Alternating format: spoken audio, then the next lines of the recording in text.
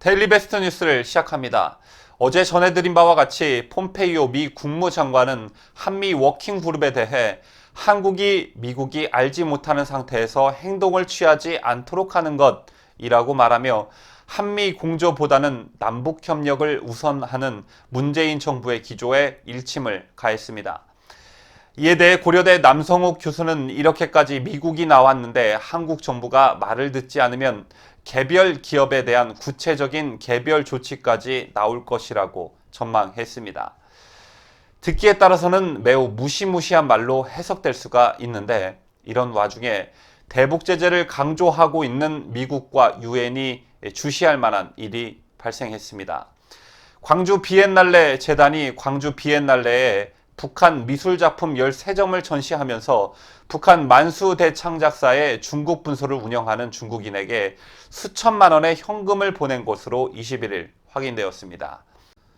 만수 대창작사는 북한 정부의 대표적인 해외벌이 기관으로 유엔 및 한미 정부의 제재 대상입니다. 우선 재단 측은 통일부에서 문제없다는 판단을 받았다고 말한 것으로 알려졌습니다. 재단은 지난 7월 24일 중국인 지모 씨로부터 북한 미술품 13점을 대여해 9월부터 2달간 광주 비엔날레에 전시하는 계약을 맺었습니다. 대여료는 25,000달러였고 돈은 7월 30일 지 씨의 중국 HSBC 개인 계좌로 이체됐습니다. 금강산 평양성 싸움, 청년 돌격대 등의 작품은 북한 만수대 창작사 소속 작가들이 2001년에서 2017년 제작한 것으로 서류상 작품 가격은 한 점당 8,000달러에서 20만 달러인 것으로 알려졌습니다. 지 씨는 중국 베이징에 있는 만수대 창작사 미술관 관장으로 알려진 인물입니다. 이 미술관은 평양 만수대 창작사에서 만든 작품을 중국에서 전시 판매해 왔습니다. 지 씨가 소속된 중국의 민간예술단체 동방문화예술원 홈페이지의 간부 프로필에 따르면 조선족으로 알려진 지 씨는 2002년 김일성 탄신 90주년 기념미술전을 열어 김정일로부터 표창장을 받았고 2011년에는 북한 최고인민회의 상임위 부위원장으로부터 훈장을 받았습니다.